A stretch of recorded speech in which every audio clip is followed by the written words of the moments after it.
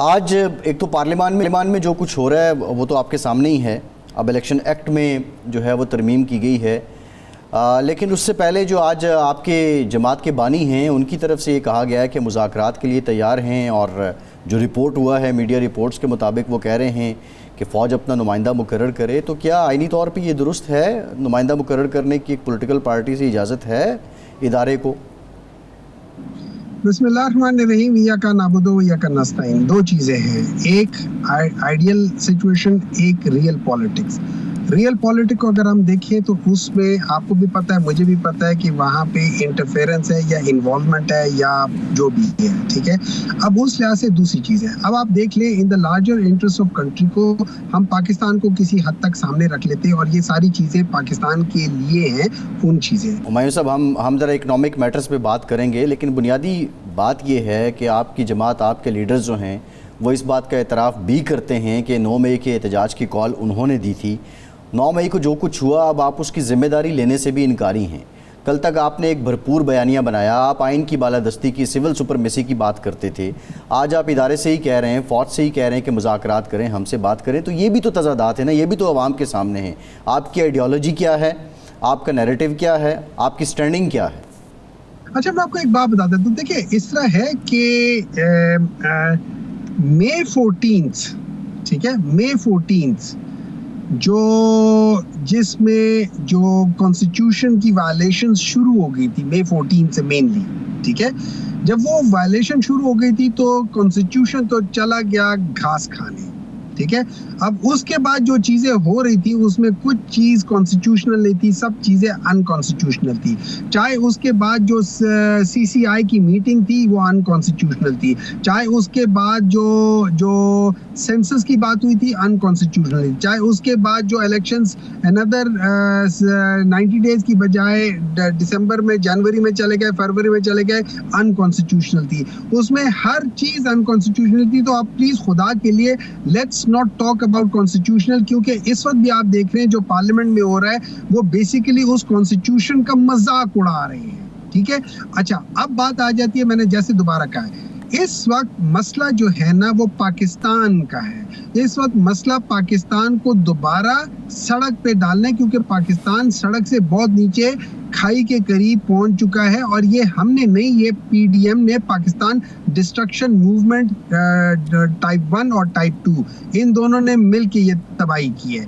अब इसको वापस लाने के लिए हर इदारे को, हर एक को, मां सिवाय इन दो पार्टियों के जिन्होंने इस मुल्क को तबाह किया है, और जिसकी सबसे बड़ी मिसाल आपकी और मेरी, और आपकी और मेरी लाइफ में शायद उतना ना आता हो, लेकिन हर आम इंसान की लाइफ में जो IPPs की वजह से तबाहकारियां हैं, इनके डायरेक्ट जिम्मेदार ये लोग हैं, इनके डायरेक्ट बेनिफिशियरी ये लोग हैं, इनके डायरेक्ट हर लिहाज से डिसीजन मेकर हैं। और उसी गलत डिसीजन को इन लोगों ने जो नैब के तरमीम है उसमें सेक्शन 4 में अपने आप को प्रोटेक्ट करने की कोशिश कर रहे हैं।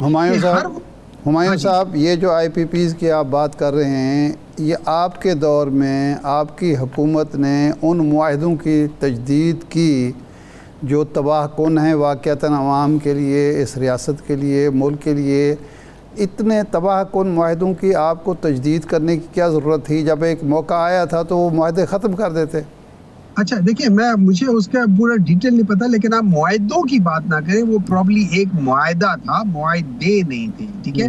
अब मैं आपको मिसाल जो दे रहा हूँ वो भी गलत हुआ है, मैं उसको जस्टिफाई नहीं कर रहा। अगर वो हुआ है वो गलत हुआ है, अगर हमारे उसमें वो भी गलत हुआ है। And I will never support anything which is wrong, because मैं इस मुल्क के लिए हूँ, मैं किसी पार्टी के साथ नहीं हूँ। हाँ, मैं जिस पार्टी के साथ हूँ उस पार्टी की गलतियां हैं, लेकिन उन्होंने कोई ब्लंडर, उन्होंने इस मुल्क को तबाह नहीं किया, लूटा नहीं है, लूट करनी है। अब बाद में बता देता हूँ, जैसे मैं आपको बताता हूँ, जैसे कोल का है, इंपोर्टेड कोल का जो कौन से पोर्ट कासिम वाली जो IPPs हैं, ठीक है, उनको हम 2 खरब रुपए दे चुके हैं। अच्छा, उसके अलावा एक और बात करें, ये जो साहिवाल का इंपोर्टेड कोल है, मुझे कोई दुनिया में कोई बंदा बता दे साहिवाल में इंपोर्टेड कोल का कोई तुक बनती है? नहीं बनती। ये वो डिसीजंस हैं जिनको ये लोग, इनको पता चल गया कि ये तो इन्होंने नैब तरामीम क्यों 1985 से की हैं। अगर मुझे आगे के लिए मैं कहता हूँ कोई चीजें ठीक करनी है, मैं रिट्रोस्पेक्टिव क्यों जा रहा हूँ? रिट्रोस्पेक्टिव इसलिए जा रहा हूँ कि अब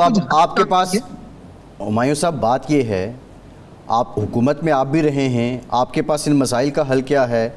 कल तक अगेन आप नवाज़ शरीफ ने जो तरीका अपनाया इक़्तिदार में वापसी का, अब बज़ाहिर लग रहा है कि आप भी वही तरीका अपना रहे हैं और नज़रिया ज़रूरत का शायद आप नाम दे रहे हैं। आप कह रहे हैं कि कॉन्स्टिट्यूशन घास खाने चला गया है, तो हल क्या है अब इन मसाइल का? अब आपके पास लाइन ऑफ एक्शन क्या है? देखिए इस तरह है, दो तरीके के हल हैं, आपके पास दो चॉइसेस हैं। एक ये है कि हम इसके ऊपर आहिस्ता आहिस्ता, एक तो लीगल बैटल लड़ रहे हैं, लेकिन जब लीगल बैटल के अंदर आपको पता हो कि बहुत सारी चीजें हमारी नजर में ठीक नहीं हो रही, बहुत सारी चीजें जो हमारा हक है, जो हर एक ने का, जो आज पटना के जो वो नेशनल असेंबली 130 के ऊपर जो आया हुआ है, और ये याद रखिए उन्होंने एक ग्लिम्स दिया हुआ है पूरे लाहौर के, उसमें 155 ऐसे वोटर्स थे जिन्होंने सिर्फ नेशनल असेंबली में वोट दिया, उन्होंने प्रोविंशियल असेंबली में वोट दिया, और वही चीज रिफ्लेक्ट हो रही है 130 में भी। जब आप ये करते हैं तो फिर क्या करते हैं? आपका लास्ट रिजॉर्ट होते हैं, आप सड़कों पर निकलते हैं, सड़कों पर निकलेंगे और हालात खराब होंगे। तो आपके पास एक वो चॉइस है। दूसरी चॉइस ये है कि आप बैठ जाओ, आप डिस्कस करो कि यार ये मसले हैं, और मैं समझता हूँ जो इमरान खान ने एक चॉइस दी है ना, वो चॉइस ये है कि इन मसलों को, इन चीजों को हल करके इलेक्शन फ्री फेयर ट्रांसपेरेंट कर दें फॉर अ चेंज, और उसके बाद जो भी जीतता है फ्री फेयर ट्रांसपेरेंट, जो भी जीतता है वो अपनी हुकूमत बनाए और उस लिहाज से करे। और मैं ये समझता हूँ that is the best way and the only way जिससे पाकिस्तान का नुकसान बच जाएगा।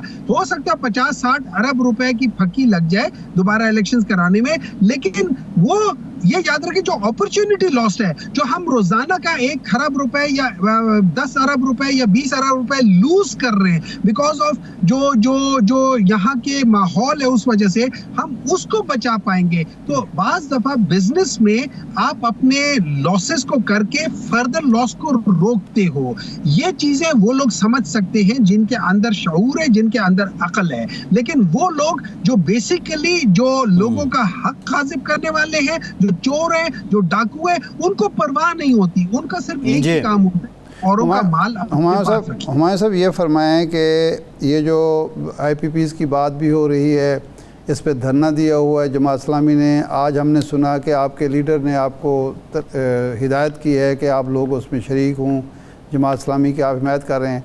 सवाल मेरा ये है कि ये IPPs के माहदे कैसे ख़त्म किए जा सकते हैं जबकि उसमें सॉवरेन गारंटीज़ मौजूद हैं और रेकोडेक का मामला हमारे सामने है। इसके बारे में कोई आपने होमवर्क किया कि ये माहदे कैसे ख़त्म होंगे और बिजली का जो बहरान है इससे हम निजात कैसे हासिल कर सकते हैं? देखिए, अब मुझे नहीं पता, चूंकि मैं बहुत इसका मुझे नहीं मालूम, ना मैंने इनके मुआहदे पढ़े, लेकिन अगर आप मुआहदे पढ़ें तो उसमें जहां तक मुझे याद पड़ता है कि जो ओरिजिनल लोग थे वो चले गए, वो आगे बेच गए। ठीक है, अब 99% इफ नॉट 100% वो लोग हैं जो पाकिस्तानी हैं और इन सब को ओन करते हैं। अब इन सब के पास, अगर मैं इनकी जगह होता, मैं अल्लाह की कसम खा के कहता हूँ, अगर मैं इनकी जगह होता, मैं हाजिर नाजिर जान करके कहता हूँ, मैं खुद अपना मुआहदा खत्म कर देता।